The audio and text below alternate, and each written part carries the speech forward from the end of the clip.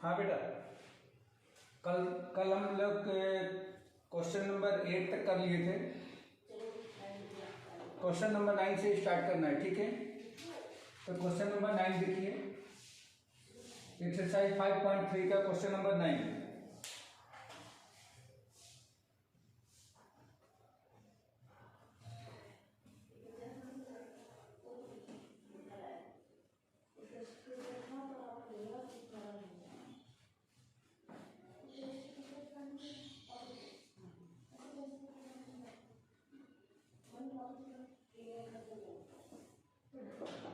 Question number 9 में given है, if the sum of first 7 term of an AP is 49 and 17 term is 289, find the sum of n term। 7 term का सम दे रखा है, first 7 term का सम दे रखा है, जिसको हम लोग लिख सकते हैं S7 इक्वल टू 49, और दूसरा दे रखा है 17 टर्म का सम 289, S17 इक्वल टू 289, ये गिवन है। फाइंड करके बताना है, find the sum of first n term. First n term यानी कि आपको एसएन बताना है, मीन्स इसमें n की वैल्यू नहीं चाहिए, n की वैल्यू ऑलरेडी n रहेगी, और एसएन हमें कैलकुलेट करके देखना है कि एसएन कितना होगा। तो देखिए, सबसे पहले S49 का आइडेंटिटी अगर मैं यूज करूँ तो सिंस S7 इक्वल टू, तो फार्मूला क्या होता है एसएन का? एसएन का फार्मूला होता है n/2 into 2a plus n-1 into D, ये फार्मूला होता है एसएन का। तो S7 इक्वल टू क्या हो जाएगा, n के प्लेस पे 7 ट्रांसफर कर दो, तो 7/2 इंटू 2a प्लस 7-1 इंटू में डी इज इक्वल टू, ये दे रखा है 49, तो हमने यहाँ पे 49 ट्रांसफर कर दिया। अब इस 2 को राइट साइड भेज देंगे और 7 को भी राइट साइड भेज देंगे, तो ये आपका हो जाएगा 2a प्लस ये हो जाएगा 6d इज इक्वल टू 49, और t ये डिवाइड में 2 डिवाइड में है तो इंटू में चला गया, और 7 इंटू में है तो डिवाइड में आ जाएगा, इससे कैंसिल होकर क्या बन गया 7 इंटू 2, अगेन 2 से पूरे क्वेश्चन को डिवाइड कर दें, तो इसको 2 से डिवाइड करेंगे तो ये बनेगा, इसको 2 से डिवाइड कर देंगे तो 3d बन जाएगा, और 2 से डिवाइड करेंगे 2 कैंसिल हो जाएगा, इक्वल टू 7 आ जाएगा, और ये इक्वेशन फर्स्ट। क्लियर है बेटा, इतनी बात समझ में आ गई क्या? ये समझ में आ गया? Yes sir. ओके, अब इसी तरह से S17 इक्वल टू, तो सिंस S17 इक्वल टू, देखो बेटा इस फार्मूले में n के प्लेस पर 17 रखना है, तो ये हो जाएगा 17/2 इंटू 2a प्लस 17-1 इंटू में d इज इक्वल टू, ये 17 की वैल्यू दे रखा है 289, तो आप यहाँ लिख दो 289। देखो इस पूरे फार्मूले में n की जगह पे 17 मैंने रख दिया है, इस n की जगह पे 17 पे 17 हो गया, n के प्लेस पे 17 तो 17/2 हो गया, और फिर इस n के प्लेस पे 17 तो 17-1 हो गया, ये इस तरह से सिंप्लीफाई कर दिया।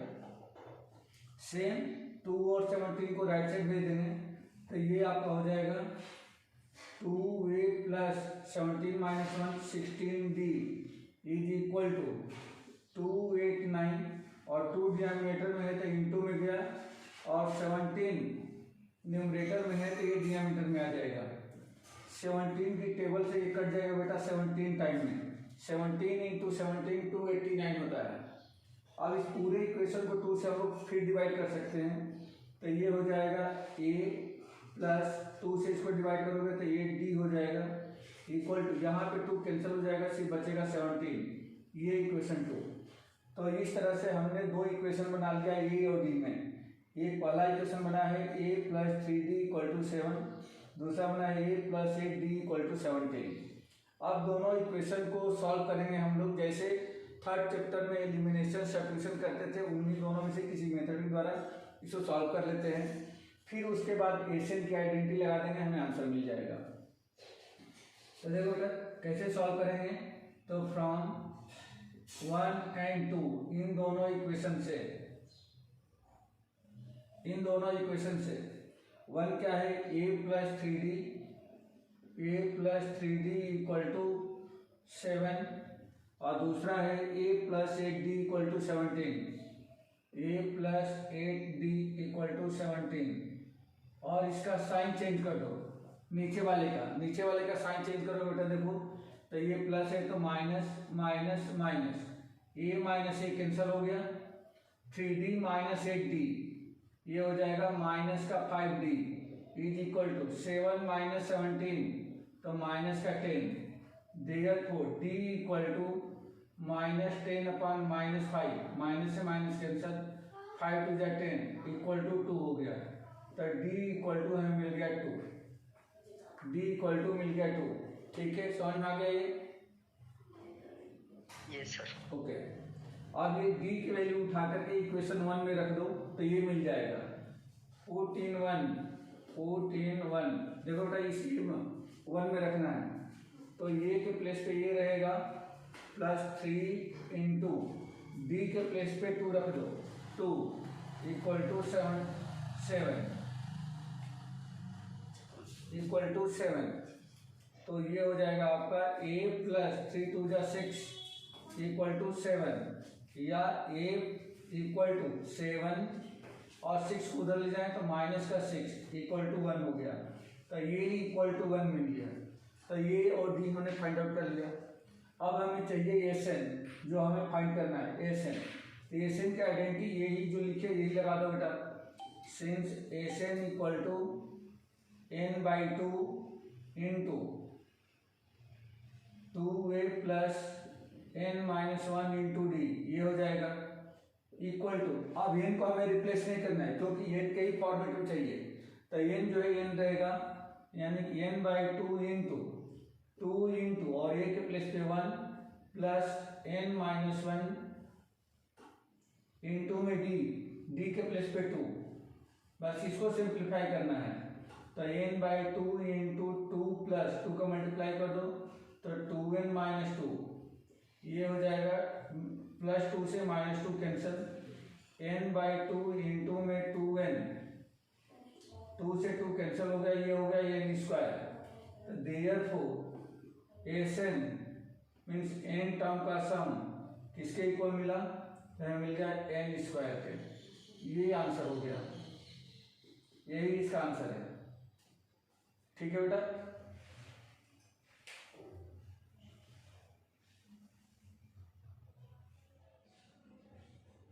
Yes sir. ओके हो गया रफ कर दो। हाँ सर।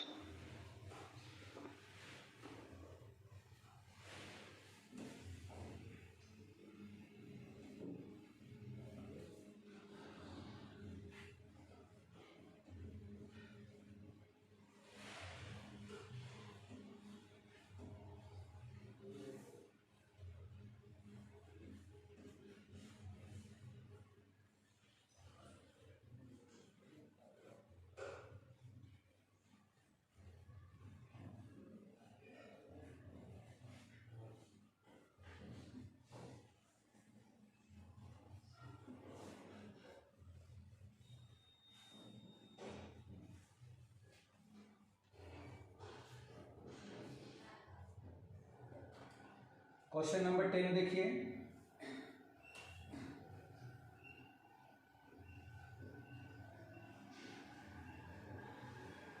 गिवन है show that A1 A2 AN form of an AP where AN is defined as follows. First इसमें दे रखा है गिवन में AN equal to 3 + 4n, AN equal to 3 + 4n, ये फर्स्ट दे रखा है। और सेकेंड दे रखा है AN equal to 9 - 5n, AN equal to 9 - 5n। Also find the sum of the first 15 term in each case। तो हमें find करके बताना है। फाइंड क्या करना है, A1 A2 A3 shows the AP, shows the AP या AP को शो करता है, मतलब ये AP होगा। पहली चीज ये बताना है और दूसरी ये बताना है कि sum of 15 term, sum of 15 term, 15 terms का मतलब दैट इज S15 फाइंड करना है in each case. Each case means पहले वाले में भी और दूसरे वाले में भी, ये आपको फाइंड करना है।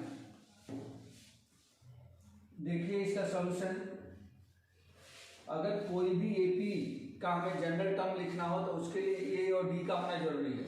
तो ये D कैसे फाइंड करेंगे, पहले वाले क्वेश्चन में सॉल्व कर रहा हूँ। फर्स्ट इसमें लिखा है since AN equal to 3 + 4n, AN equal to 3 + 4n। अब इसमें n के प्लेस पे अगर मैं 1 ट्रांसफर कर दूं तो ये A1 मिल जाएगा। तो therefore A1 equal to 3 + 4 × 1, 4 × 1 equal to 3 + 4 equal to 7 हो गया।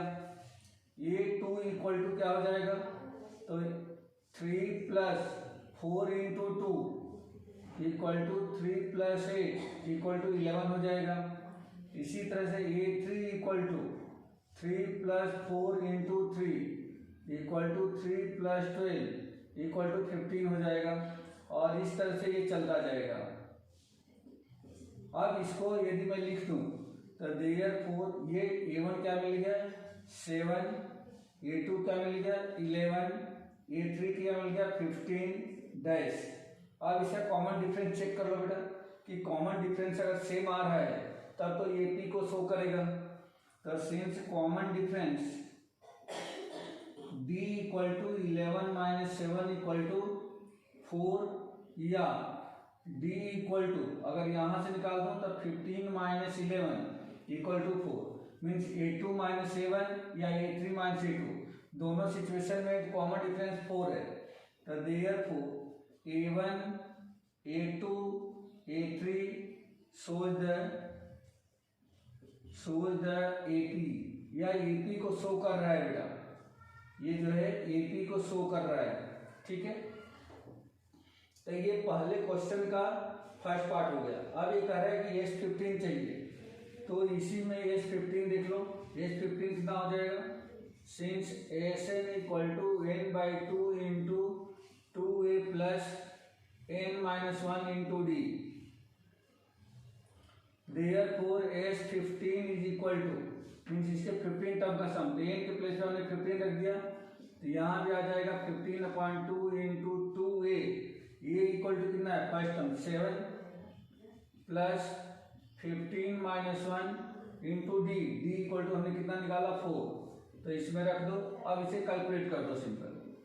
तो 15/2 × 2 × 7 14 प्लस ये कितना हो जाएगा 14 × 4 इक्वल टू 15/2 × 14 प्लस 14 × 4 56 हो गया। 15/2 × दोनों को प्लस कर देते हैं तो ये हो जाएगा 6 + 4 10 51617, इससे इसको कैंसिल कर दो तो ये आपका हो जाएगा कितना 35 में 15 का मल्टीप्लाई कर दो तो ये आपको S15 मिलेगा। 15 5 जा 75 कैरी 7 और 15 3 जा 45 प्लस 7 52 तो ये आपको मिल गया 525। ये पहले का एक आंसर ये है और दूसरे का एक आंसर ये है। तो ये फर्स्ट पार्ट हम लोगों ने कर लिया इसका। क्लियर है बेटा, समझ में आया क्या? हाँ सर। ओके, इसी तरह से इसका सेकंड पार्ट भी करना है।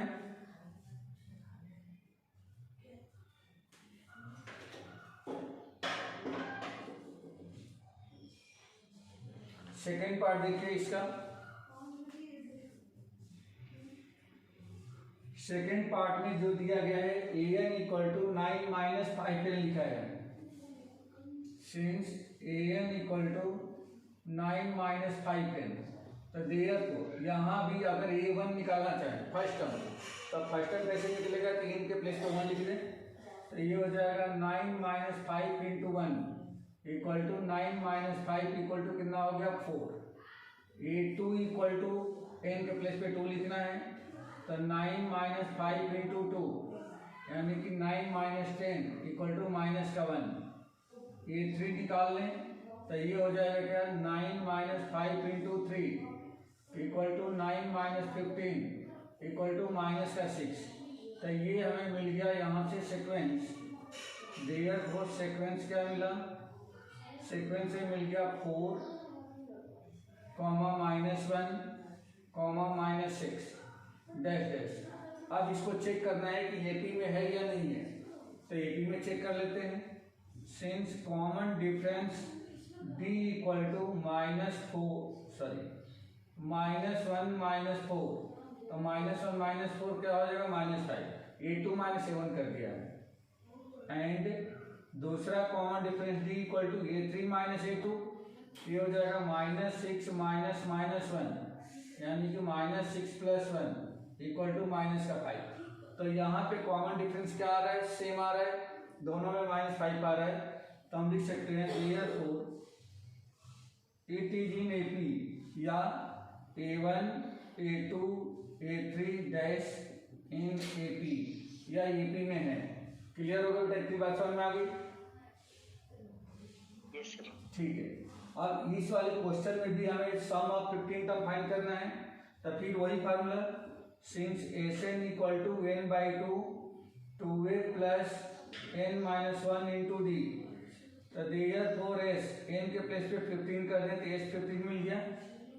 15 बाई 2 इंटू 2a के प्लेस पे देखो बेटा a के प्लेस पे 4 है प्लस n के प्लेस पे 15 माइनस 1 इंटू डी के प्लेस पे आपने निकाल रखा है माइनस का 5 ये हो जाएगा -5 इक्वल टू 15/2 इंटू 2 4 जा 8 प्लस ये कितना हो गया?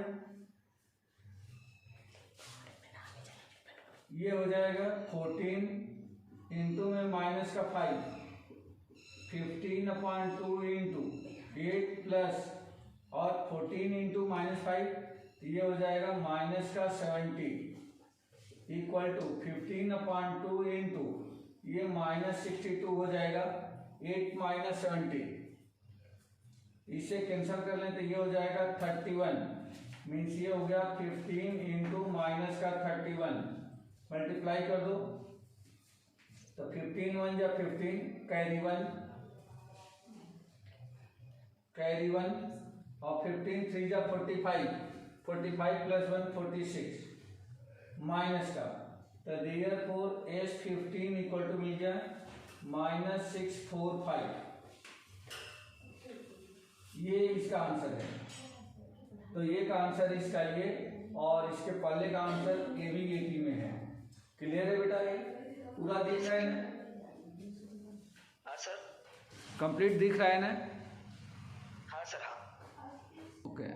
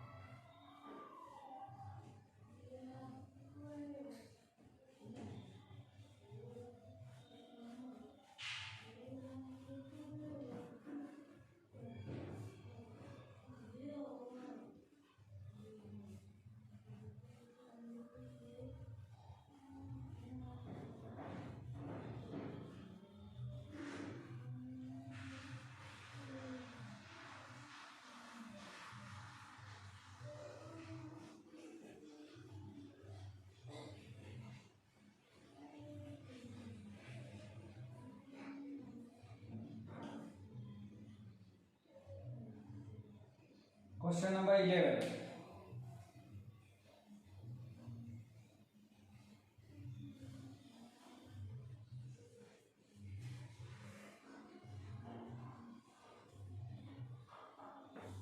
If the sum of first n term of an AP is 4n minus n square, मतलब जैसे इसके पहले वाले क्वेश्चन में n टर्म को डिफाइन करके एक जनरल टर्म दे रखा था an equal to 3 plus 4n, वैसे ही क्वेश्चन नंबर 11 में n टर्म के सम को डिफाइन किया गया है और इस तरह से लिखा गया है Sn equal to 4n minus n square, 4n minus n square, ये ऐसे लिखा गया है। What is the first term, तब पहले फाइंड क्या करना है, ये फाइंड करना है, फाइंड ए मतलब फर्स्ट टर्म फाइंड करना है। दूसरा फाइंड करना है what is the sum of first two term, S2 find करना है, फर्स्ट टू टर्म का सम S2 फाइंड करना है। उसके बाद what is the second term, A2 find करना है, A2, और इसको मैं मान लेता हूँ फर्स्ट टर्म है तो A1 है, ये हो गया। Similarly find the third term, A3 find करना है। उसके बाद 10th and nth term, 10th A10 find करना है, nth टर्म an फाइंड करना है। ये इतने आंसर इसमें हमें फाइंड करके बताने हैं। A1, S2, A2, A3, A10, an, ये सारी चीजें हमें फाइंड करके बतानी है। तो देखो बेटा इसका सॉल्यूशन,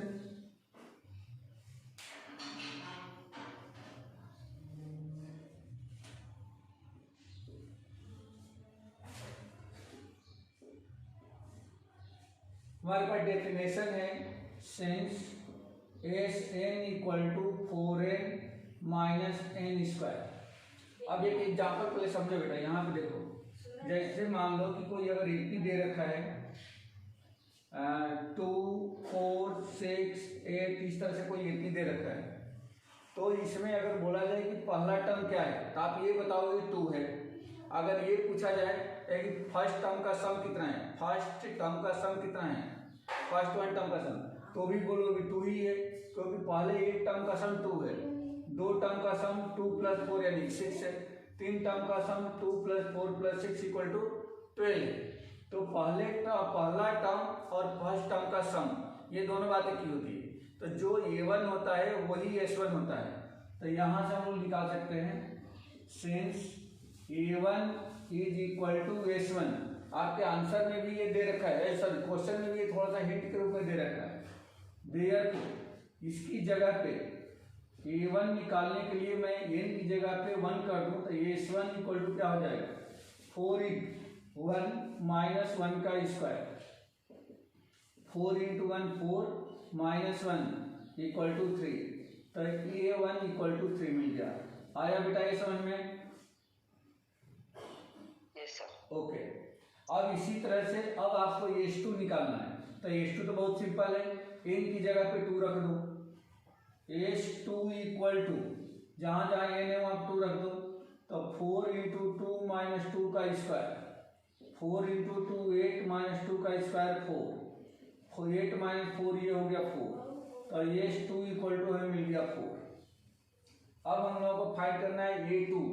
अब A2 के लिए समझो बेटा, A2 का मतलब क्या है, जैसे इस वाली एग्जांपल में देखें तो A2 ये कहलाता है, लेकिन हमारे पास अगर इन दोनों के सम यानी कि S2 का मतलब कि 2 प्लस 4 में से यदि फर्स्ट टर्म के सम को माइनस कर दिया जाए तो आपको A2 मिल जाएगा, A2 equal to S2 minus S1। तो देखो जैसे S2 होगा 4 प्लस 2 6 हो गया, और उसमें से S1 को यानी कि 2 को माइनस कर दो तो 4 आ जाएगा, 4 सेकेंड टर्म है। वैसे ही यहाँ भी क्या करना होगा कि since A2 equal to S2 minus S1, अब S2 तो S2 ऑलरेडी हमने निकाल रखा है कितना 4, और S1 तो S1 ऑलरेडी देखो जो A1 है वही S1 है, मतलब ये 3, तो कुल मिला के आ गया आपको 1, तो A2 इक्वल टू आ गया 1। ठीक है बेटा, अब कॉमन डिफरेंस निकाल लो, फिर A3, A10 और AN निकाल सकते हैं आराम से। Since common difference D equal to क्या होगा a2 minus a1, a2 equal to हमने 1 निकाल रखा है और a1 इक्वल टू 3, तो ये हो जाएगा माइनस का 2, तो d इक्वल टू माइनस 2 मिला।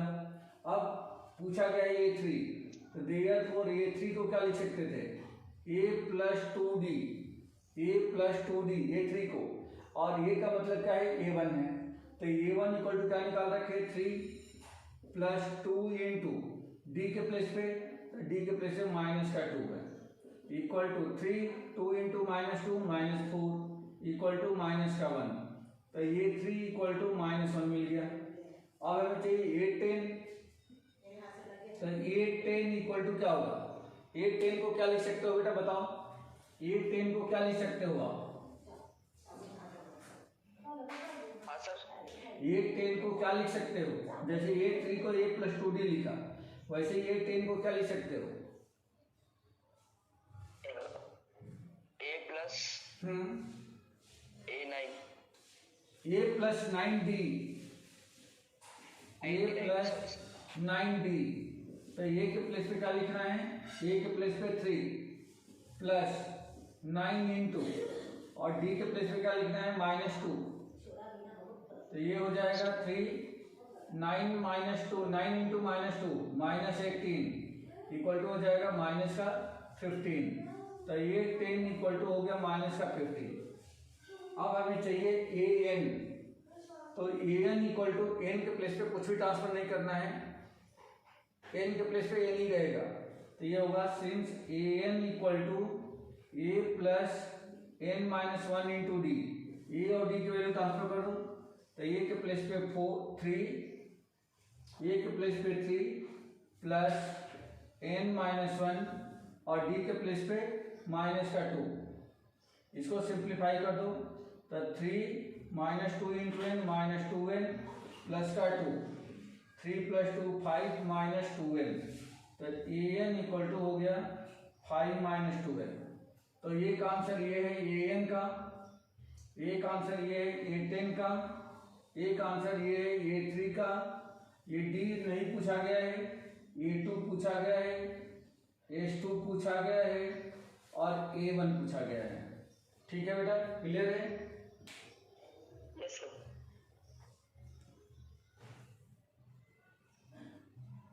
Okay sir. Okay.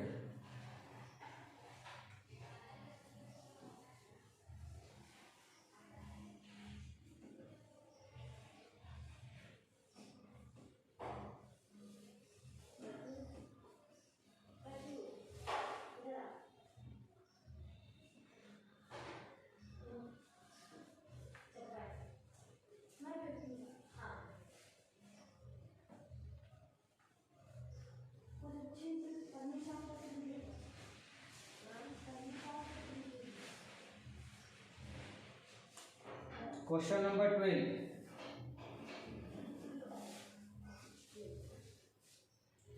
Find the sum of the first 40 positive integers divisible by 6. First 40 positive integers divisible by 6, यानी कि 6 से डिवाइड होने वाला, 6 से डिवाइड होने वाला फर्स्ट 40 पॉजिटिव इंटीजर्स का सम फाइंड करने कितना होगा। तो गिवन है फर्स्ट 40 पॉजिटिव इंटीजर्स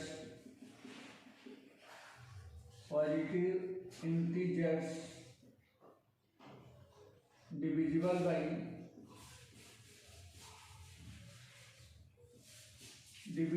6। इसका मतलब क्या हो गया कि 6 का मल्टीपल यानी कि 6 की टेबल चाहिए। तो यहाँ पे हम लोग फाइंड क्या करना है, तो सम मीन्स S40 चाहिए।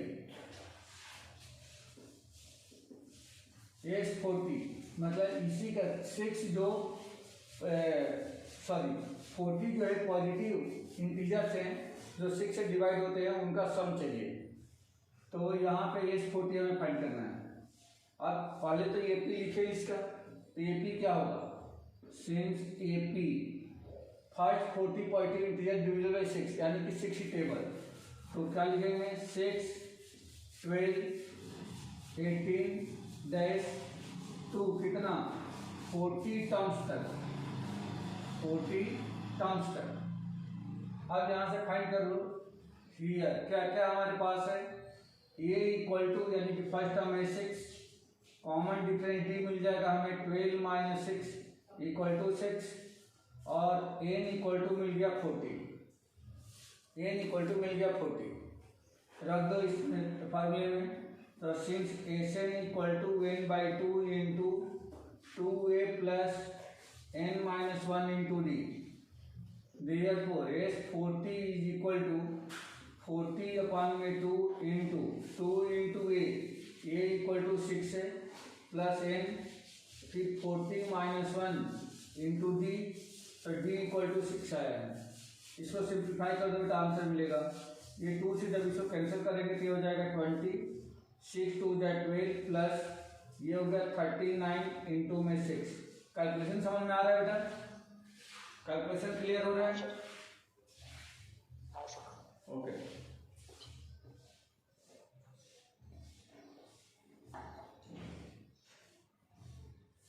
तो ये मिल जाएगा आपको 20 इंटू 12 प्लस 6 का मल्टीप्लाई करना है, 6 9 जा 54 कैरी 5, 6 3 जा 18 प्लस 5 23, 20 इंटू दोनों को प्लस करना है तो 4 प्लस 2 6, 3 प्लस 1 4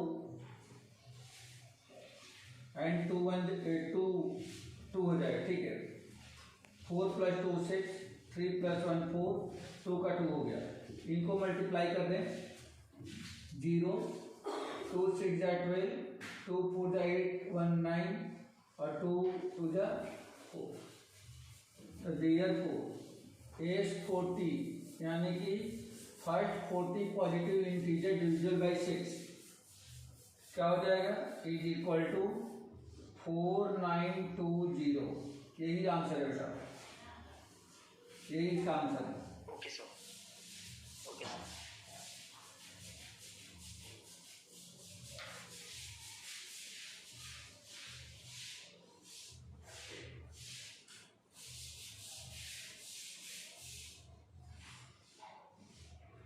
ओके सर। एक minute,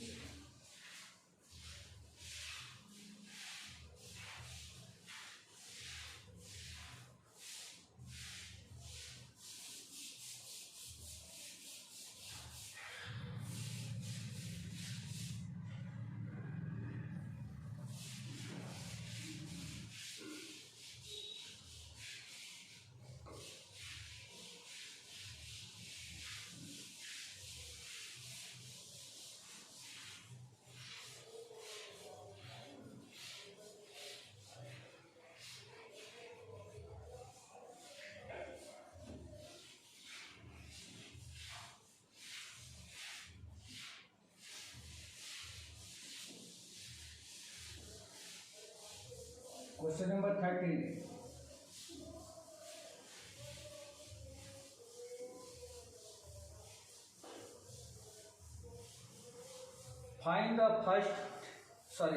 find the sum of first 15 multiple of 8, 8 के फर्स्ट 15 मल्टीपल का सम चाहिए। मतलब यहाँ पे गिवन क्या है, तो फर्स्ट 15 मल्टीपल ऑफ 8 फाइंड क्या करना है, सम ऑफ फर्स्ट 15 मल्टीपल ऑफ 8, मतलब 19 सबका सम चाहिए। Solution since AP of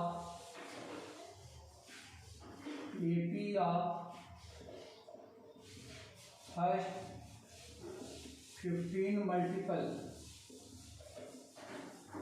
of 8 कैसे लिखोगे बेटा, तो फर्स्ट मल्टीपल का मतलब कहता है 8 की टेबल, यानी कि 8 की टेबल 15 बार लिखना है। तो 8 के बाद आ जाएगा 16, 24 और इस तरह से कहाँ तक, टू 15 टर्म तक अगर लिख तो ये आपको मिल जाएगा फर्स्ट 15 मल्टीपल ऑफ 8। तो यहाँ पे क्या क्या given, here a equal to 8, d equal to कितना हो जाएगा a2 minus a1, 16 minus 8 equal to 8 and n equal to क्या है 15। सम का फार्मूला लगा दो बेटा। तो since Sn equal to n by 2 into 2a plus n minus 1 into d, therefore S15 equal to 15 by 2 into 2a, a के place पे 8 लिखना है, plus 15 minus 1 into d, d के प्लेस पे 8 लिखना है, equal to 15 by 2 into 2 into 8 16 plus 15 minus 1 ये हो जाएगा 14 इंटू में 8, 15 बाई 2 इंटू 16 प्लस 8 का मल्टीप्लाई कर दो तो 8 4 जा 32, 8 1 जा 8 प्लस 3 11, ये कुछ ऐसा आ जाएगा, इक्वल टू हो जाएगा S15 is equal to 15 by 2 into 16 plus 112, ये हो जाएगा 128, 6 प्लस 2 8, 112 और 128, 2 से कैंसिल कर दो बेटा इसको, 2 6 जा 2 4 जा, तो 15 इंटू में 64 आ गया, इक्वल टू 15 का मल्टीप्लाई करना है, तब 15 4 जा 60 26, 15 6 जा 90, 90 प्लस 6 96, तो ये हो गया S15 इक्वल टू 960। ठीक है बेटा, यस सर। ओके।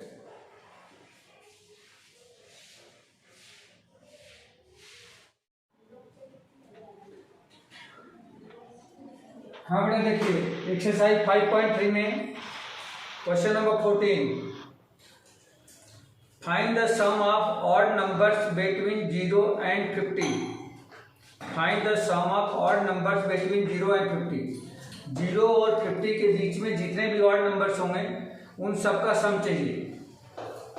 तो गिवन क्या है, ऑड नंबर्स बिटवीन 0 एंड 50, तो हमें फाइंड करना है सम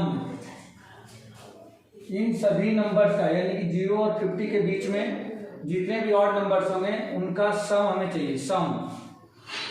तो सबसे पहले इसका एपी बना ले हम लोग, 0 और 50 के बीच में कौन कौन से नंबर आएंगे, तो ऑड नंबर। तो 0 के बाद पहला कौन सा नंबर है जो ऑड नंबर है बेटा बता दो। ऑड नंबर की संख्या बताओ, ऑड नंबर बताओ कौन कौन से हैं 0 और 50 के बीच में।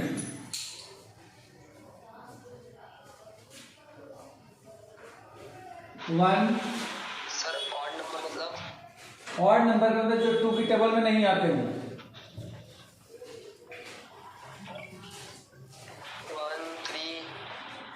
1 3 5 7 और इस तरह से 50 तक। तो 50 तो 2 की टेबल में आता है, तो 50 के जस्ट पहले 49, ये इतने नंबर्स ऐसे हैं जो ऑड नंबर्स हैं, बस इनका सम हमें फाइंड करना है। तो सम का जो भी मैंने फार्मूला बताया था उसमें n चाहिए, n यानी कि नंबर ऑफ टर्म्स। यहाँ पे नंबर ऑफ टर्म्स हमें नहीं दिख रहा है, तो सबसे पहले नंबर ऑफ टर्म्स कैलकुलेट करेंगे। तो here a equal to 1 first term, common difference equal to 5 minus a2 minus a1, 3 minus 1 equal to 2, और ये लास्ट टर्म है तो a इक्वल टू 49। a मिल गया हमें a1, d मिल गया 2 और a मिल गया 49। तो लास्ट टर्म का फॉर्मूला लगा दो, since a equal to a plus n minus 1 into D. a के प्लेस पे लिखना है 49 इज इक्वल टू a के प्लेस पे 1 प्लस n माइनस 1 और d के प्लेस पे 2।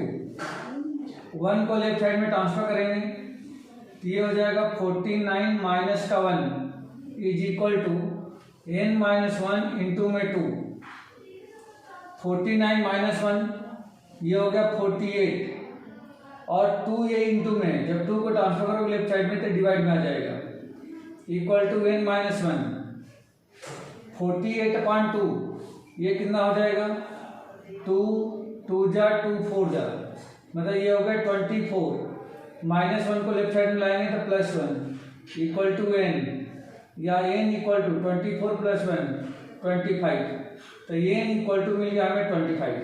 ठीक है बेटा, यानी कि इसमें नंबर आपका आपको कितना है 25।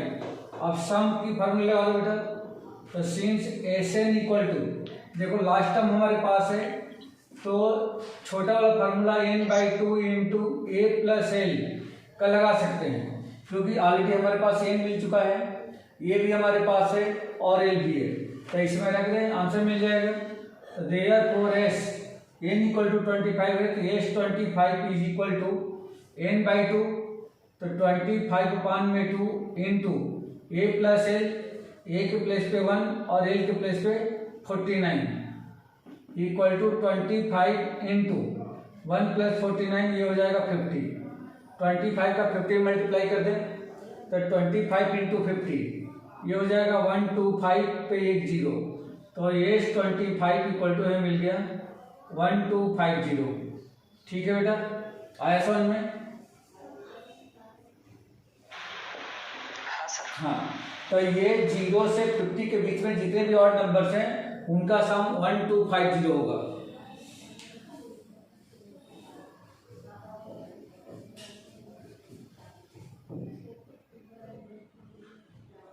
रफ कर दूं?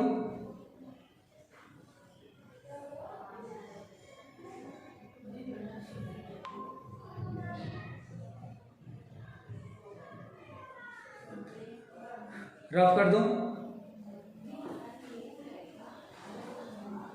Yes sir. ठीक है।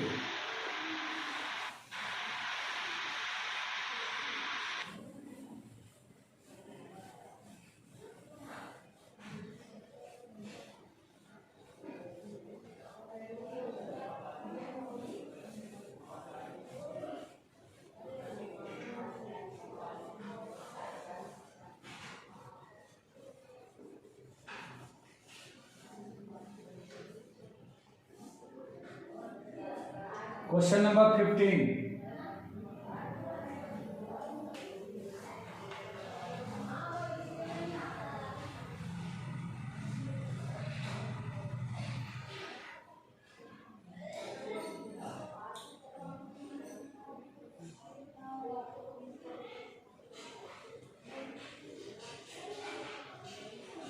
a contract on a construction job specifies a penalty for a delay of the completion beyond a certain date of as follows: rupees 200 for the first day, 250 for the second day, 300 for the third day, etc.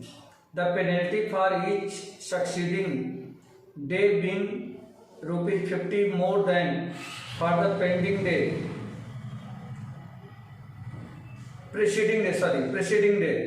How much money the contractor had to pay as penalty if he has delayed the work by 30 days?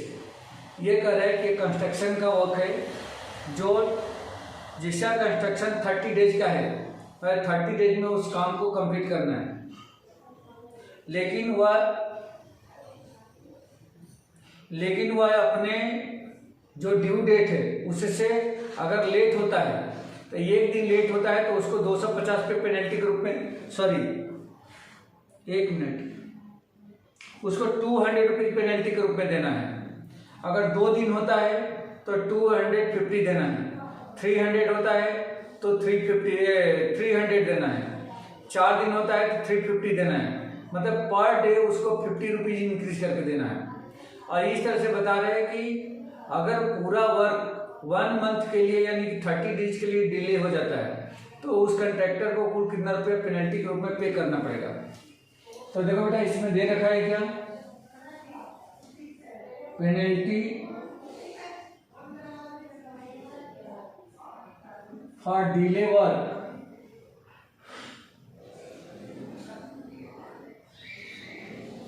delay work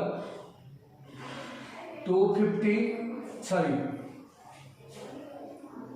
for first day या 1 day for 1 day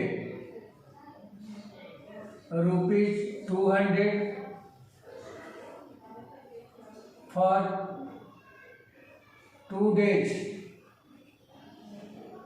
rupees 250 etc.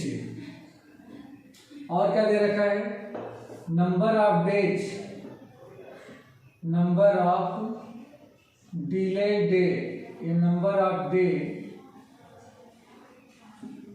To delay the work equal to 30. तो find करना है total penalty, कुल कितनी penalty 30 दिन के लिए देनी पड़ेगी. तो सबसे पहले अगर इसको एपी के रूप में लिखा जाए तो पहले दिन के लिए 200 रुपीज पे करता है, 2 दिन के लिए 250 पे करता है, 3 दिन के लिए 300 पे करता है, 4 दिन के लिए 350 पे करता है, और इस तरीके से 30 डेज तक पूरा वर्क जो है डिले हो जाता है.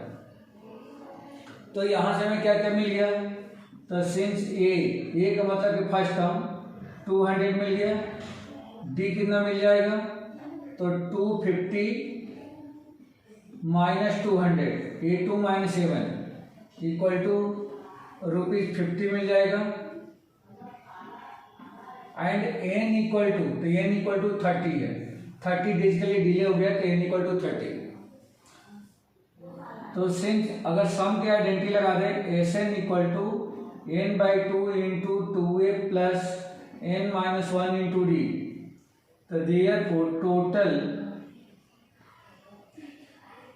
Amount paid by contractor as penalty के रूप में कुल कितना रुपया पे करेगा कंट्रैक्टर, अगर उसको ये 30 से डिनोट किया जाए, n इक्वल टू 30, मैं 30 डेज के लिए तो कितना पे करेगा, तो 30 डिवाइडेड बाई 2 इंटू 2 इंटू ए के प्लेस पे 200 प्लस 30 माइनस 1 इंटू में डी इक्वल टू 50. बस इसको सॉल्व कर देंगे, ये रुपीज में आंसर आ जाएगा. तो ये हो जाएगा 15, 2 से कैंसिल कर देंगे, 2 इंटू 200 हो गया आपका 400 प्लस 829 हो जाएगा इंटू में 50 is equal to 15 into 400 plus 29 का मल्टीप्लाई कर दें 0, 5 9 जा 45, 5 जा 10 प्लस 4 14. इनको प्लस करना है 15 इंटू 0 5 8 1 इज इक्वल टू 15 का मल्टीप्लाई कर दो, 15 0 जा 0, 15 5 जा 75 कैरी 7, 15 8 जा 120, 120 प्लस 7 127 कैरी 12, 15 1 जा 15 प्लस 12 37. इतना रुपया क्या करेगा वो एज ए पेनल्टी के रूप में पे करेगा. ठीक है बेटा, इनटू करेक्ट है ना, चेक कर लो.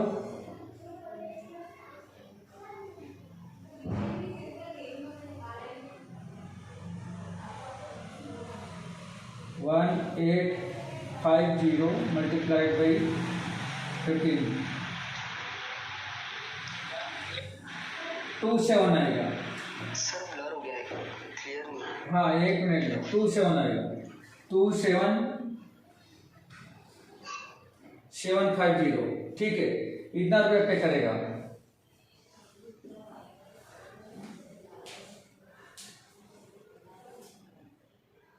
सर क्लियर नहीं. हेलो, क्लियर है?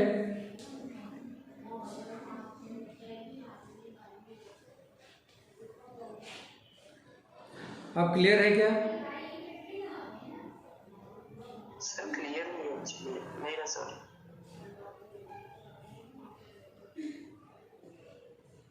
आप अपना पेज रिफ्रेश करो बेटा.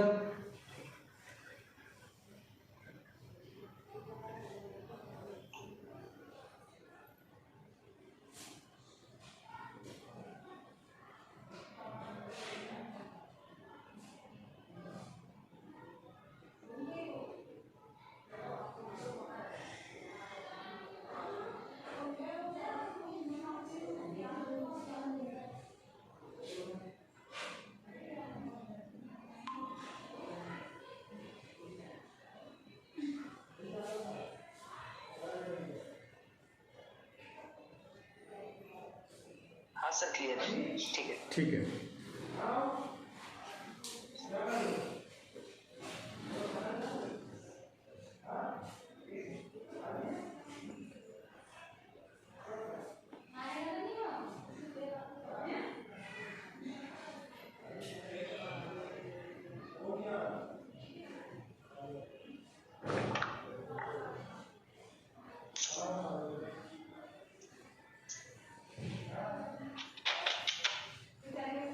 ड्रॉप कर दो उधर।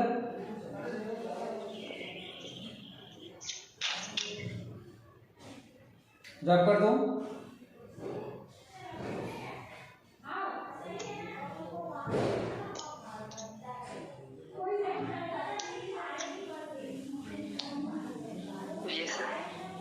Yes sir. ठीक है।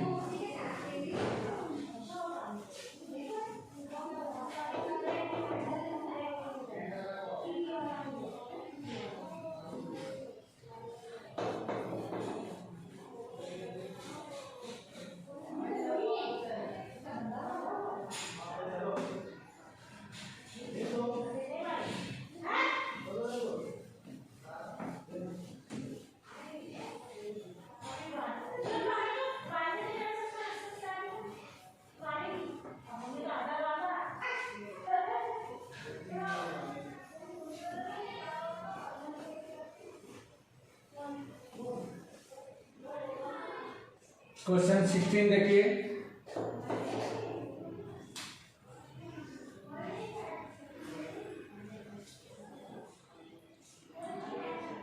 A sum of ₹700 is to be used to give 7 cash prizes to students of a school for their overall academic performance. If each prize is ₹20 less than its preceding price, find the value of each of the prize. ये कह रहा है कि कुल 700 रुपये को 7 cash prize के रूप में दिया जाता है ओवरऑल एकेडमिक परफॉर्मेंस के लिए। जो सबसे पहला प्राइज है मतलब फर्स्ट प्राइज, उसके बाद वाले प्राइज को 20 रुपीज़ कम कर दिया गया है, उसके बाद वाले प्राइज को 20 रुपीज़ उससे कम कर दिया गया है, मतलब हर प्राइज 20 रुपीज़ कम होते जा रहा है। तो ये पूछा है कि हर प्राइज की कीमत कितनी है, मतलब एक प्राइज कितने रुपए का दिया गया, ठीक है। तो गिवन क्या है, टोटल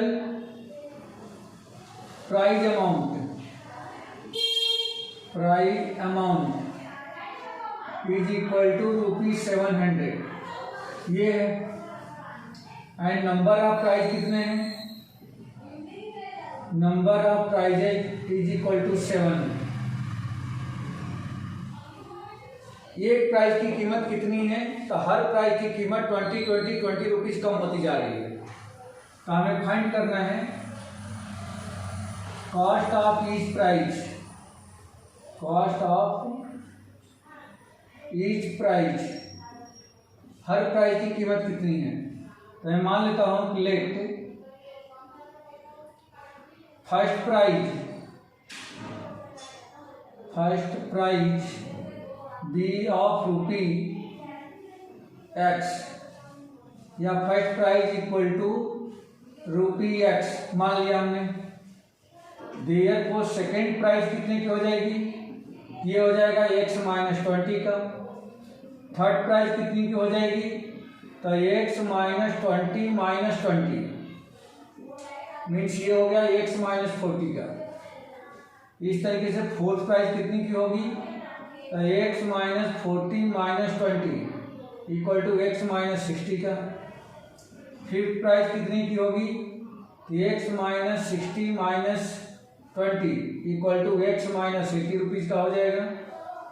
सिक्स प्राइज कितनी की होगी, तो X minus 80 minus 20 equal to X minus 100 का। और सेवन्थ प्राइज कितनी की होगी, तो X minus 100 minus 20 equal to X minus 120 rupees का। तो इस तरीके से सभी 7 प्राइज हमने यहाँ पे फाइंड आउट कर लिए। ये 7 प्राइज है। तो देयरफॉर इसकी एपी अगर बना दिया जाए तो एपी में सबसे पहला X है, दूसरा x माइनस 20 है, तीसरा x माइनस 40 है, और इस तरीके से जो लास्ट वाला है x माइनस 120 है। और टोटल नंबर ऑफ प्राइस कितने हैं? तो 7 है। तो आपको ए भी मिल गया, डी भी मिल जाएगा और एन भी मिल गया। तो here A equal to X, D equal to A2 minus A1 means x minus 20 minus x cancel minus का 20 and n equal to A7। अब इसमें सम की आइडेंटिटी लगा दो बेटा। तो since Sn equal to n/2 into a plus l, क्योंकि हमारे पास लास्ट टर्म भी है, तो therefore S7 is equal to 7/2 into a plus l। a का मतलब x है और l का मतलब x माइनस 120 है। यहाँ पे S7 के प्लेस पे टोटल अमाउंट यही हमारा क्या है S7, मतलब टोटल 7 प्राइस की कीमत दे रखी है, कॉस्ट दे रखी है। तो देयरफॉर इस S7 के प्लेस पे हमें लिख देना है 700 is equal to 7/2 into x plus x, ये हो जाएगा 2x माइनस 120। ये कुछ ऐसा बन के आ जाएगा। इस 2 को जब इधर भेजेंगे तो ये 700 इंटू में 2 आ जाएगा, और 7 को जब भेजेंगे तो divided by 7 equal to 2x minus का 120। 7 से कैंसिल कर दो बेटा, तो ये हो गया 100 इंटू 2 200, 120 को लेफ्ट साइड में लाएंगे तो प्लस का 120 इक्वल टू 2x, या 320 is equal to 2x। Therefore x equal to 320 divided by 2, 2 1 जा 2 6 जा 2 0, तो x इक्वल टू आ गया 160 रुपीज। मतलब ये हो गया कि जो फर्स्ट प्राइज है वह 160 रुपीज की फर्स्ट प्राइज है, इक्वल टू फर्स्ट प्राइज, ये मिल गया। देयरफॉर सेकेंड प्राइज कितनी की होगी? तो सेकेंड प्राइज हो जाएगी x माइनस 20, यानी कि 160 माइनस 20 इक्वल टू 140 का होगा। थर्ड प्राइज क्या होगा? तो देखो बेटा, थर्ड प्राइज में यहाँ पे x माइनस 40 था, तो x minus 40 is equal to 160 minus 40 equal to 120 का होगा। थर्ड प्राइज कितने का होगा? तो x minus 60 equal to 160 minus 60 equal to 100 rupees का होगा। फोर्थ प्राइज आपका है x minus 80 is equal to 160 minus 80 equal to 80 rupees का होगा। Fifth prize x minus 100 is equal to, ये आपका हो जाएगा 160 माइनस 100 इक्वल टू 60 रुपीज का होगा। And six prize x minus 120, एक सेकेंड बेटा, first second third fourth fifth six, ये सेवंथ है बेटा। फर्स्ट सेकेंड थर्ड, ये फोर्थ है, ये नंबर गलत पड़ गया। फोर्थ, ये फिफ्थ है, ये सिक्स्थ है, ये सेवंथ है। तो ये आपका हो जाएगा 160 माइनस 120, यानी कि हो जाएगा 40 रुपीज का। तो ये सब जो यहाँ पे आप देख रहे हो, ये हर प्राइस की कीमत है, ये हर प्राइस की कीमत है, और ये सभी आंसर है, क्योंकि हर प्राइस की कॉस्ट पूछिए कि हर प्राइस कितने कितने रुपए का है। ठीक है बेटा? Yes sir. ओके, कुछ पूछना है? डाउट तो नहीं हो रहा है? नहीं सर, समझ रहा है। ठीक है, रफ कर दूं? एक सेकंड सर। हाँ sir.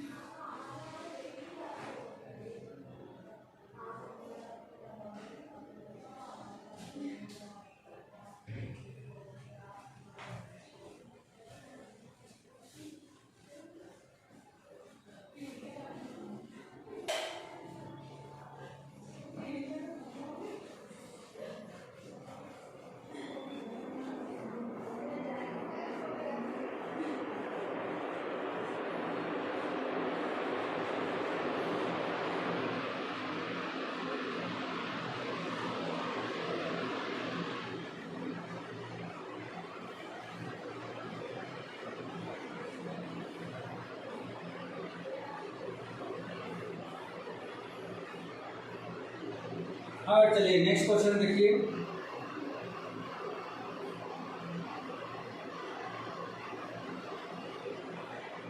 Question number 17।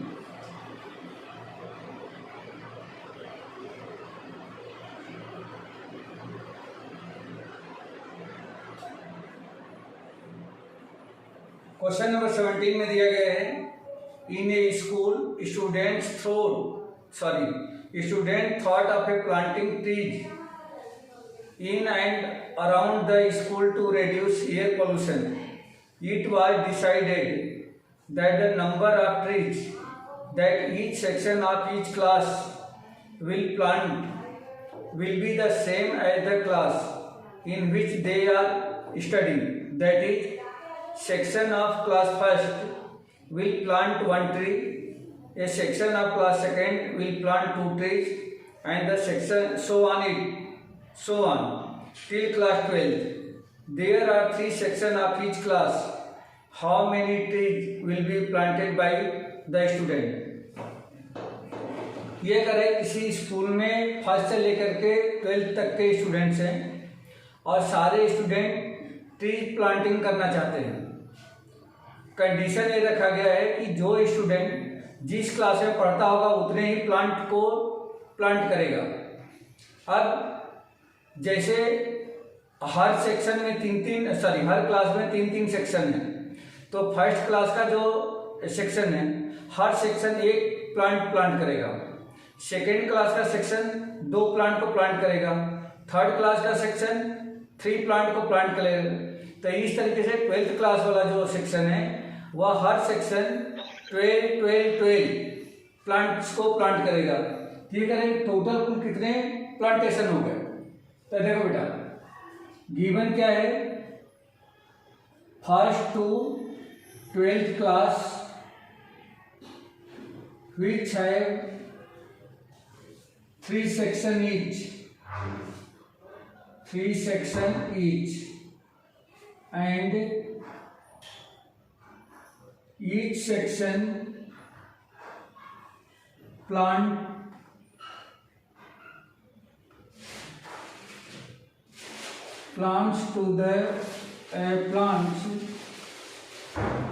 the number of plants is equal to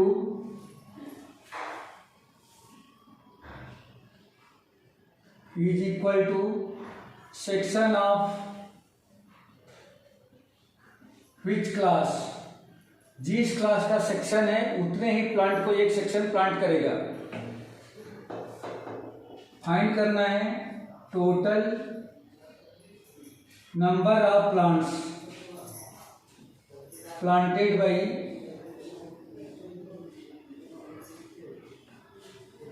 students from first to 12th।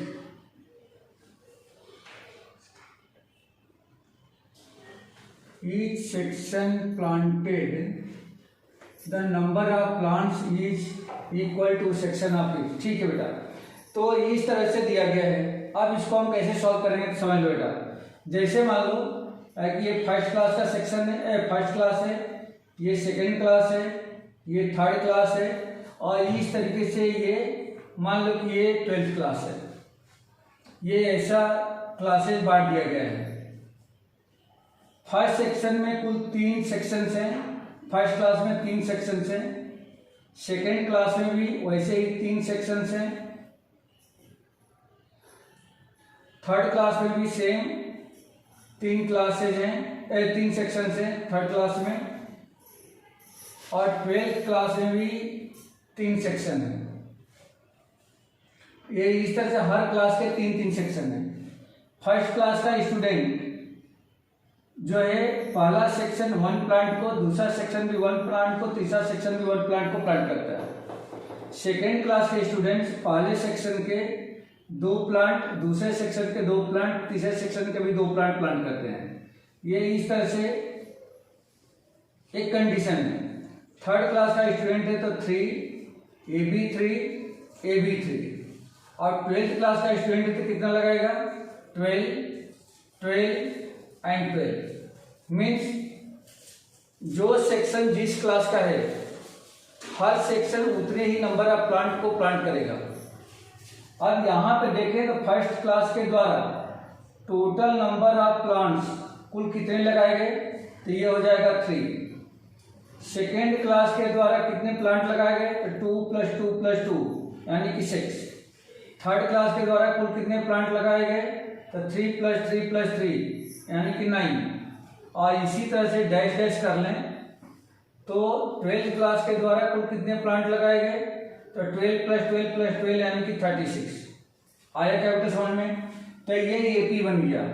तो therefore AP is equal to 369-36, ये एपी बन गया। अब ये पूछा है कि कुल कितने टोटल प्लांट लगे, तो इनका सम निकाल दो बेटा। तो सिंस ए इक्वल टू मिल गया 3, D equal to 6 - 3 = 3 and L equal to 36 and N equal to, तो टोटल नंबर ऑफ क्लासेस कितनी है 12, फर्स्ट से लेके 12 तक। तो देयरफॉर एसएन का मतलब क्या है, total number of plants, total number of plants planted by students, SN equal to ये हो जाएगा n/2 × a + l, क्योंकि हमारे पास एल भी है, ए भी है, डी भी है, एन भी है, तो छोटा सा फॉर्मूला हम यूज करेंगे। Therefore S12 is equal to 12/2 × A के प्लेस पे 3 और एल के प्लेस पे 12, ये कुछ ऐसा आ जाएगा। इसको सॉल्व कर दें तो इससे कट करके ये 6 हो गया, तो 6 × 12 + 3 कितना हो गया 15, 12 + 3 15।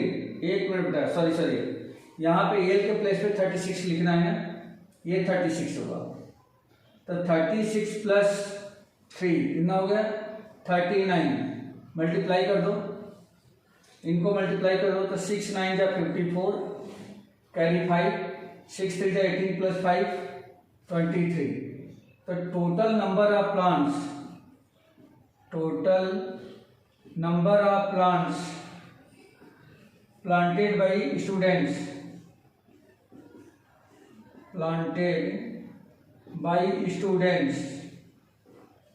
इज इक्वल टू कितना हो जाएगा 234। ठीक है बेटा, आया समझ में।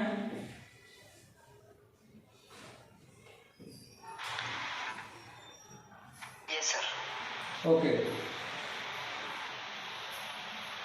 हो गया sir.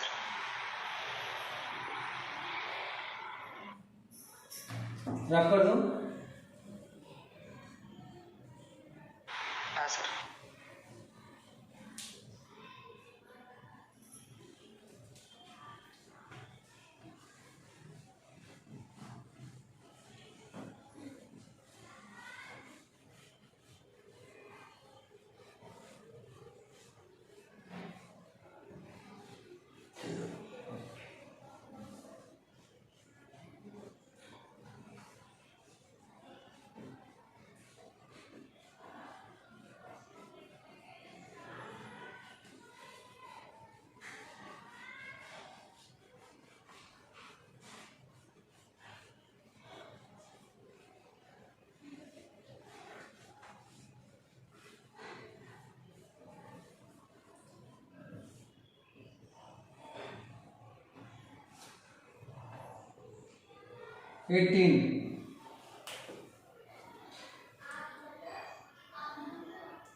A spiral is made up of successive semicircles with centers element alternatively at A and B, starting with center A of radius 0.51 centimetre में है, 1.52 as shown in the figure. What is the total length of such a spiral made up of 13 consecutive semicircles? ये कह रहे जैसे जो given है इसमें semi circle की रेडियस दी गई है, radii of semi circles are कौन कौन सा है, तो 0.5 centimetre, 1 centimetre, 1.5 centimetre etcetera, and number of semi circles दो दिया गया है,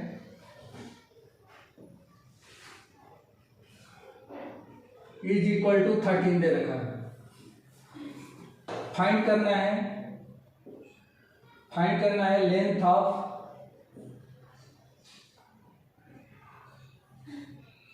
स्पाइरल्स, सभी स्पाइरल का लेंथ हमें फाइंड करके बताना है कुल कितना होगा।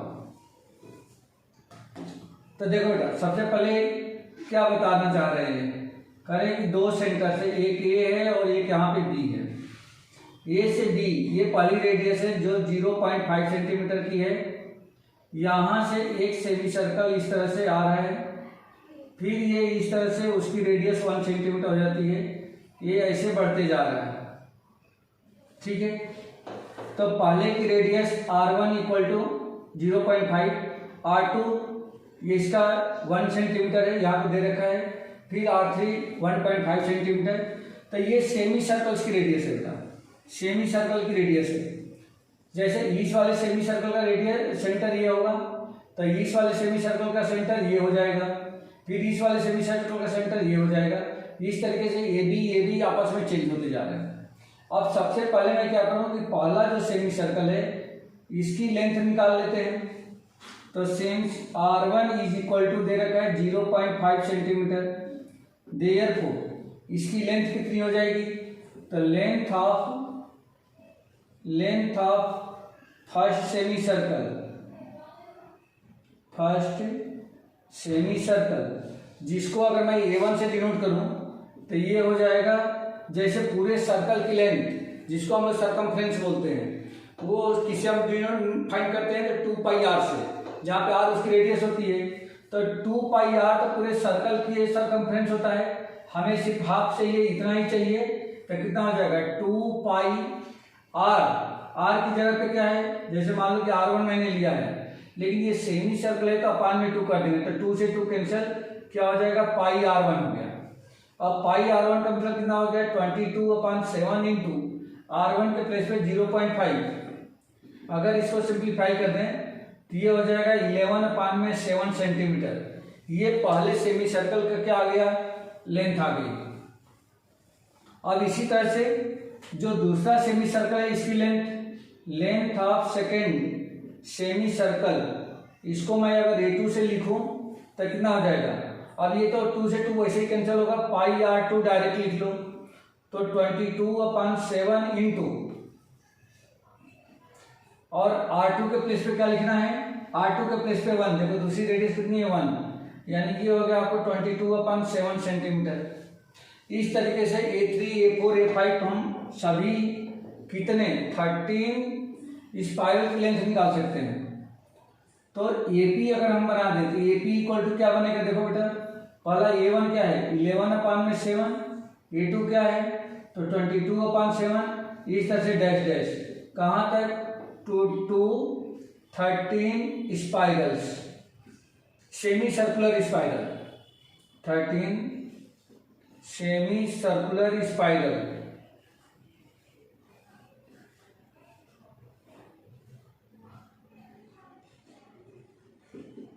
Semi circular spiral.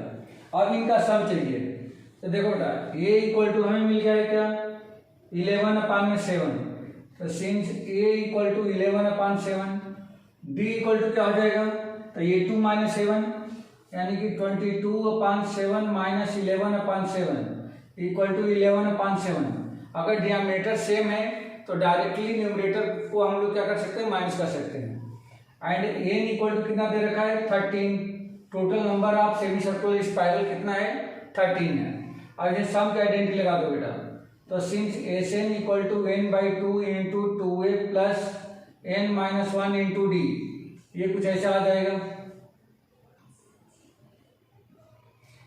Therefore S13 equal to 13/2 into 2 into a का मतलब है 11/7 plus 13 minus 1 into d equal to कितना आया है 11/7 आ गया। सिंप्लीफाई कर लें इसको तो 13/2 इंटू ये हो गया 22/7 प्लस ये हो जाएगा 12 इंटू में 11/7 13/2 इंटू इनका प्लस कर दें तो 22 प्लस ये हो जाएगा 132 होल/7 दोनों का डेल्टा सेम है 13/2 इंटू दोनों को प्लस कर दो बेटा तो 4 3 + 2 5 एंड 1 अपान में आ गया 7 इससे कैंसिल हो रहा है 7 2 जा 14 7 2 जा 14 फिर 2 से कैंसिल होकर 11 आ गया 13 इंटू में 11 इसका मल्टीप्लाई कर दें तो 13 1 जा 13 13 1 जा 13 प्लस 1 14 सेंटीमीटर तो therefore sum of length of semicircular spirals 13 semicircular spirals 13 semicircular spirals is equal to ये हो जाएगा 143 सेंटीमीटर। ठीक है बेटा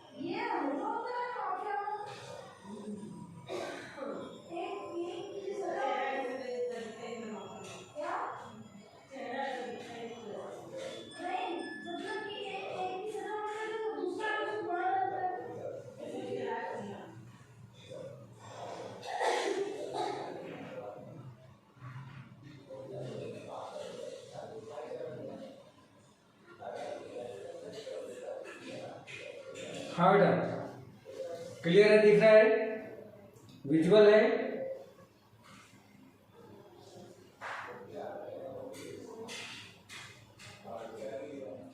विजुअल है क्या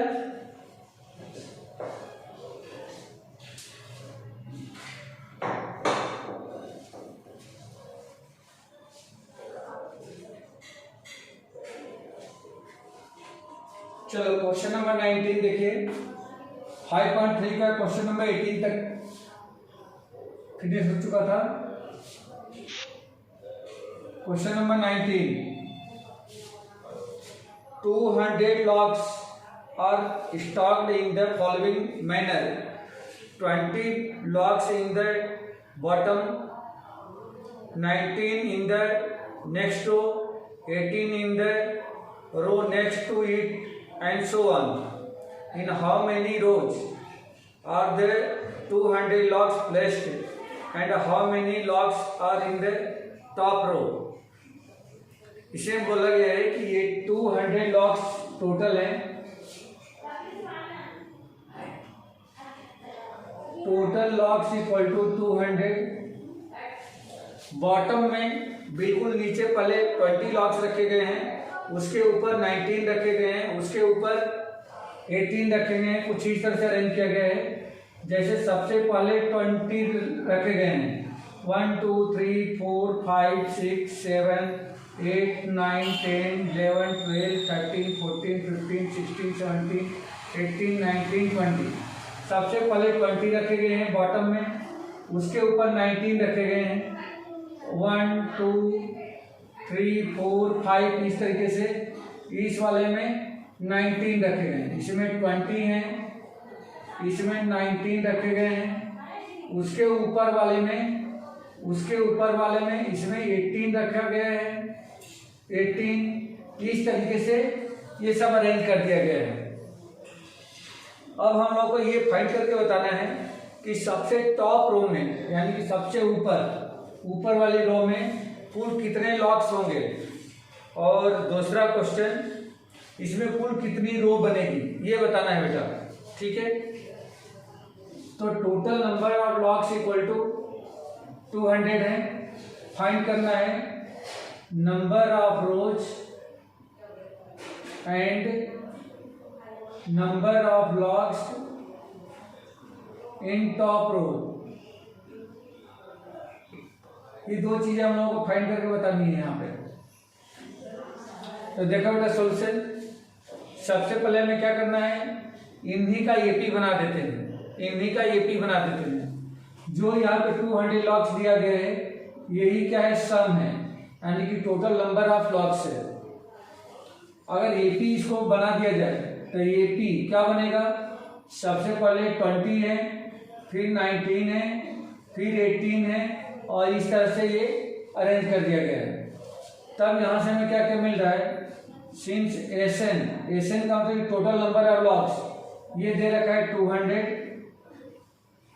फर्स्ट टर्म क्या है, ये equal to 20, common difference D क्या मिलेगा, तो 19 माइनस 20, ये 2 माइनस 7 इक्वल टू माइनस का 1 मिल जाएगा। और अब यहाँ पे हम लोगों को एन निकालना है, तो सबसे पहले एन फाइंड करें, एक टोटल नंबर ऑफ रोज कितने हैं।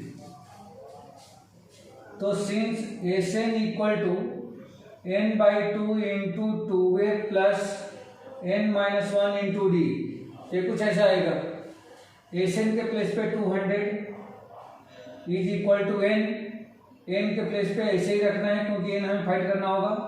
2a तो 2 into 20 plus n-1 into D के प्लेस पे माइनस का 1, ये ट्रांसफर हमने कर दिया। इसको सिंप्लीफाई कर ले, ये 2 को अगर मैं इधर भेज देता हूँ तो 200 इंटू 2 ये हो जाएगा 400। इस 2 को मैं लाके इधर मल्टीप्लाई कर दिया, n इंटू 2 इंटू 20 ये हो जाएगा 40 प्लस, और n का -1 का मल्टीप्लाई कर दें तो ये हो जाएगा -n plus 1 equal to n into 41 plus 1, sorry 40 plus 1, 41 minus का n का ही मल्टीप्लाई कर दो, ये आपका हो जाएगा 41n माइनस n स्क्वायर।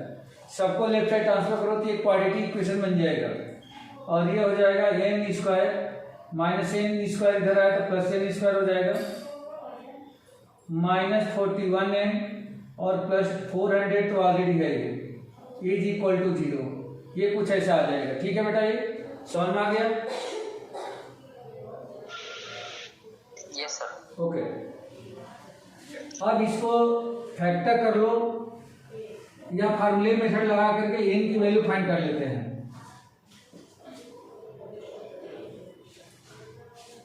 अब यहाँ पे चाहें तो हम लोग फैक्टर भी कर सकते हैं या फार्मूला मेथड भी लगा सकते हैं। अगर फार्मूला लगा दें तो क्या हो जाएगा, therefore n equal to since n equal to minus b plus minus root under b square minus 4ac whole upon 2a, ये क्वाड्रेटिक फार्मूला है जो हम लोग 4th चैप्टर में पढ़ के आए थे। इक्वल टू माइनस b के प्लेस पे क्या है, तो b के प्लेस पे देखो बेटा माइनस का 41 है, ये हो जाएगा -41 प्लस माइनस रूट अंडर -41 का स्क्वायर प्लस माइनस 4, a के प्लेस पे क्या है 1 इंटू में c के प्लेस पे क्या है 400 होल अपॉन 2a, तो 2 इंटू a के प्लेस पे 1 है, इज इक्वल टू ये हो जाएगा 41 प्लस माइनस रूट अंडर 41 का स्क्वायर कर लो तो 41 का स्क्वायर कितना हो जाएगा 1 4 4 1 जा 4 4 4 जा 16, तो 1861 आ गया, सॉरी 1681 और ये हो जाएगा माइनस का 4 का मल्टीप्लाई करेंगे तो ये हो जाएगा आपका 4 4 जा 1600 आ रहा है, होल अपॉन में 2 is equal to 41 plus minus root under, इसमें से माइनस करेंगे तो कितना हो जाएगा 81 होल अपान में 2। ये इतना सिंपल हो गया। 81 का स्क्वायर रूट 8 हो जाएगा, सॉरी 9 हो जाएगा, तो 41 प्लस माइनस 9 अपान में 2, ये हो गया n इक्वल टू। अब एक बार पॉजिटिव ले लो बेटा, पॉजिटिव लेंगे तो कितना हो जाएगा ये n equal to 41 plus 9 whole upon 2 equal to 50 upon 2 equal to 25 हो गया। और अगर निगेटिव लेते हैं तो n equal to 41 minus 9 whole upon 2, 41 minus 9 32 upon 2 equal to 16 हो गया। अब यहाँ पे हम लोग चेक कर पा रहे हैं कि n की जो दोनों वैल्यू है वह पॉजिटिव इंटीजर्स है। इसका मतलब कि n की वैल्यू दोनों पॉसिबल है, लेकिन ऐसा नहीं होगा। अब इनमें से कैसे हम लोग पता चले करेंगे कि दोनों में से कौन सा एक्सेप्टेबल है। तब क्या करें, इसमें एक क्वेश्चन और पूछा गया है कि इस ढेर में जो हमने लॉक्स को कलेक्ट किया है उसके सबसे टॉप रो में कुल कितने लॉक्स हैं। तो उसके लिए हमें टॉप रो में नंबर ऑफ लॉक्स यानी कि एल की वैल्यू निकालनी है। तो एल की वैल्यू निकालेंगे बारी बारी से, जिसमें एक बार n इक्वल टू 25 और एक बार n इक्वल टू 16 लेंगे। वहां पे जो वेरीफाई होगा वही नंबर ऑफ रोज की संख्या हो जाएगी। तब यहाँ पे हम लोग फाइंड करें since l equal to a plus n minus 1 into D. L के प्लेस पे तो हमें निकालना है कि एल कितना होगा, और ए के प्लेस पे क्या लिखना है 20 प्लस n के प्लेस पे पहले वाला मैं लेता हूँ 25 माइनस 1, और डी के प्लेस पे तो डी ऑलरेडी यहाँ पे लिखा हुआ है -1, यहाँ पे -1 रख लो। कैलकुलेट कर लो बेटा, तो 20 प्लस 25 माइनस 1 24 इंटू -1 माइनस का 24 इक्वल टू कितना हो जाएगा माइनस का 4। तो ये इक्वल टू -4 जो कि एक्सेप्टेबल नहीं है। रीजन ये कह रहे हैं कि लास्ट वाली रो में जो टॉप रो होगी उसे -24 लॉक्स होंगे, तो लॉक की संख्या निगेटिव नहीं हो सकती। तो यहाँ पे लिख देंगे नॉट एक्सेप्टेड, नॉट एक्सेप्टेड, ये एक्सेप्टेबल नहीं है। तो मतलब ये हो गया कि देयरफॉर जो n की वैल्यू 25 है वो भी एक्सेप्टेबल नहीं है, मतलब ये भी रिजेक्ट हो गया, ये भी रिजेक्ट हो गया, नॉट एक्सेप्टेबल। ठीक है बेटा, अब हम लोगों को फाइंड करना है कि तब को क्या कितना होगा टॉप रो में नंबर ऑफ लॉक्स। तब n की वैल्यू 16 रख के देखेंगे। Since l equal to a plus n minus 1 into D, a के प्लेस पे 20, n के प्लेस पे 16 माइनस 1 इंटू डी के प्लेस पे -1, ये हो जाएगा 20 प्लस ये 7 15 हो गया, और इंटू में माइनस का 1, तो 20 माइनस का 15 इक्वल टू हो गया 5। तो ये इक्वल टू क्या मिल गया 5। तो therefore number of logs in top row is equal to 5 and number of rows equal to हो जाएगा नंबर ऑफ रोज। तो क्या हमने रखा 16, तो ये हो गया 16, और यही इसके दोनों आंसर होंगे। ठीक है बेटा,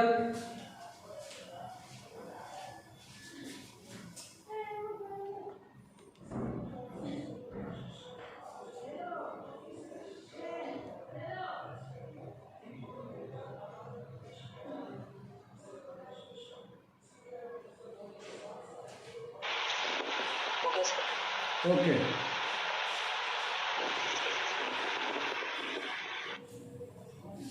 हो गया, रब कर दूं।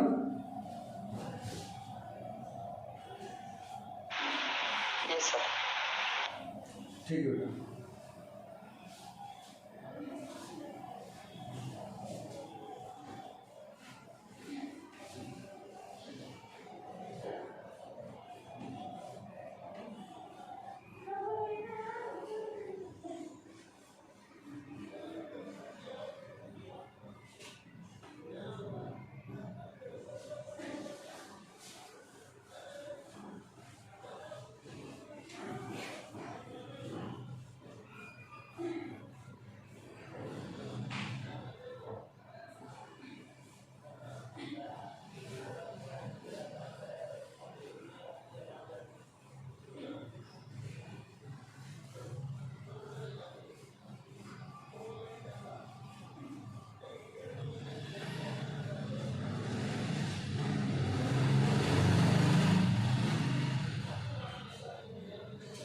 लास्ट क्वेश्चन देखिए इस चैप्टर का।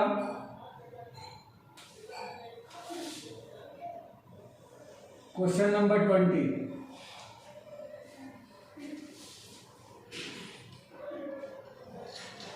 In a potato race, bucket is placed at the starting point, which is 5 meters from the first potato, and the other potatoes are placed 3 meters apart in a straight line.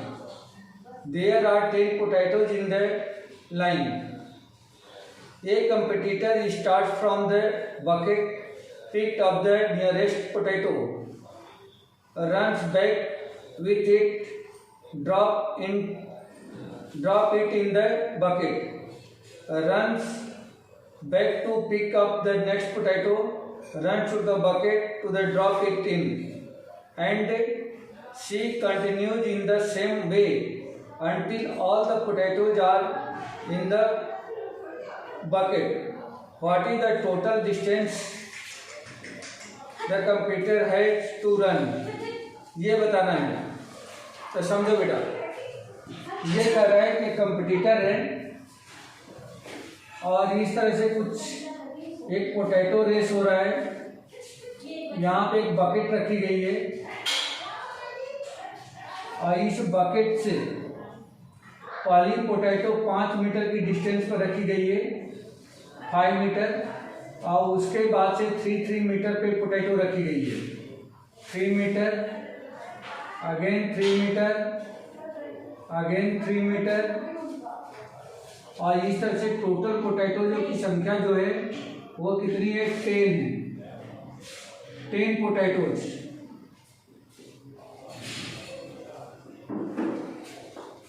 एक runner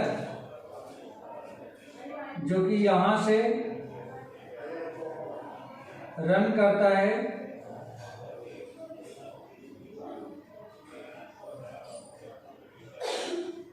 यहां से run करता है,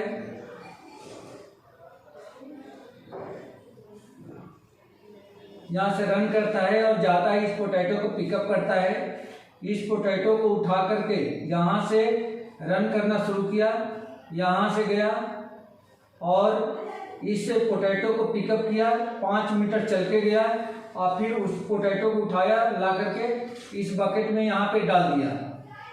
पहले तो यहाँ से यहाँ गया, फिर लाया, इसको यहाँ पर रखा, फिर यहाँ से दौड़ करके दूसरे पोटैटो को पिकअप किया, फिर ला करके इस बकेट में रखा,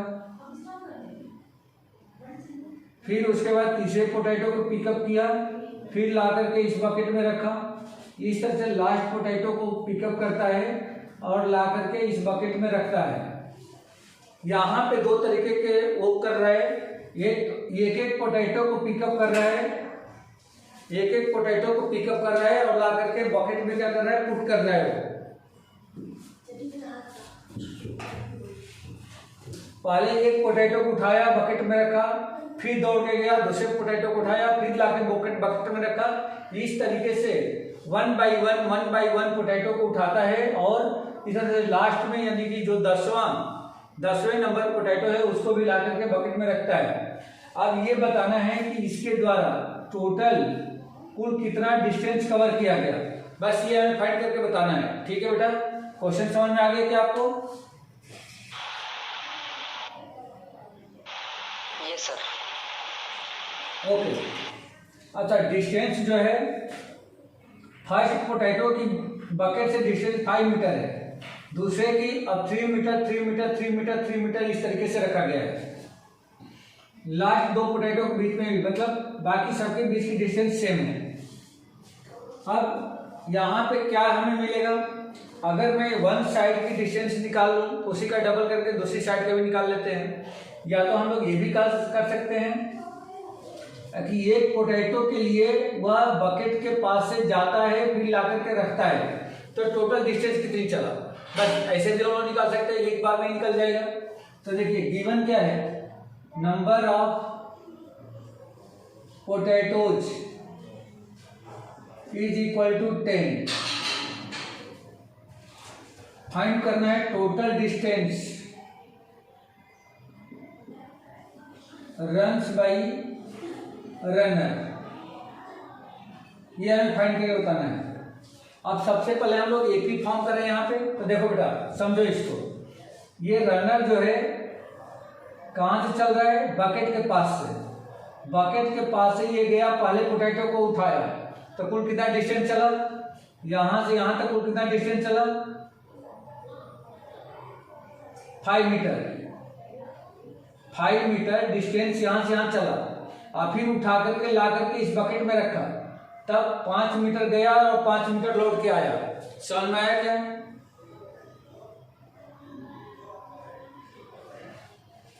5 मीटर यहाँ से चल के गया और फिर ला करके इसमें रखा, तो क्या बन गया इसका एपी 5 + 5। ये पहले पोटैटो को पिकअप करने और फिर ला करके बकेट में रखने में इतना डिस्टेंस चलेगा।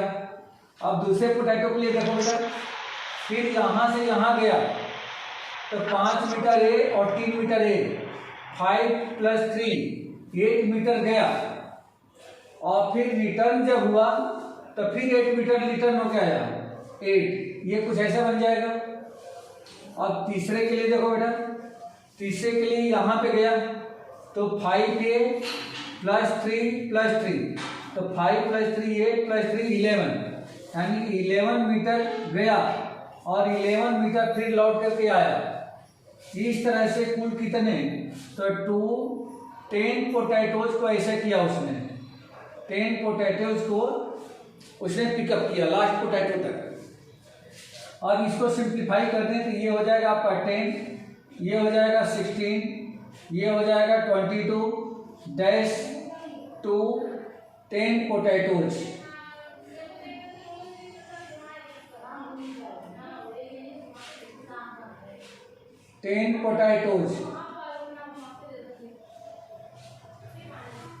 अब ये एपी हो गया, तो since N A equal to हमें क्या मिलेगा 10, बी इक्वल टू क्या मिलेगा 16 - 10, A2 - 7, ये हो गया 6, एंड एन इक्वल टू, तो इस तरह से कुल कितने इसमें पोटैटो हैं, 10 पोटैटो हैं, तो एन इक्वल टू कितना हो जाएगा 10। और मैं टोटल डिस्टेंस फाइंड करने की, टोटल डिस्टेंस कितना कवर किया, तो देयरफॉर टोटल डिस्टेंस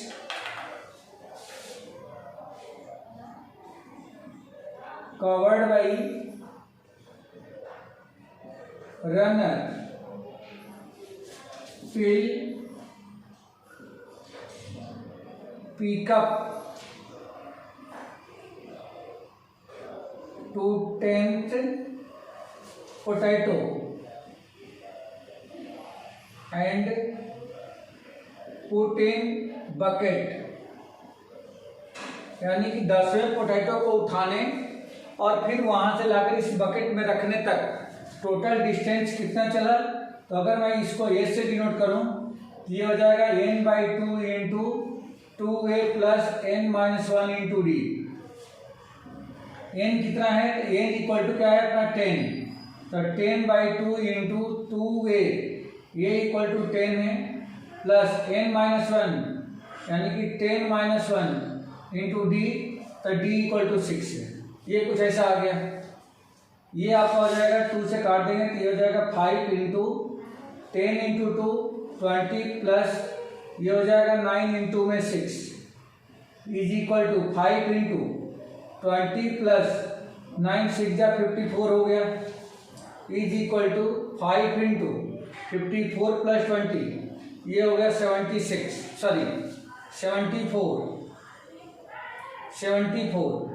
5 से मल्टीप्लाई कर दें तो 5 4 जा 20, 5 7 जा 35 प्लस 2 37 मीटर।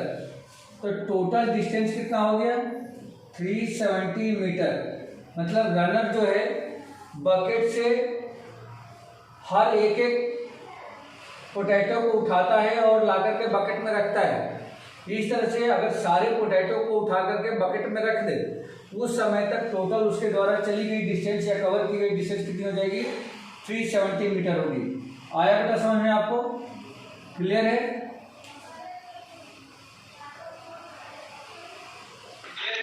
यस सर, हाँ सर क्लियर है।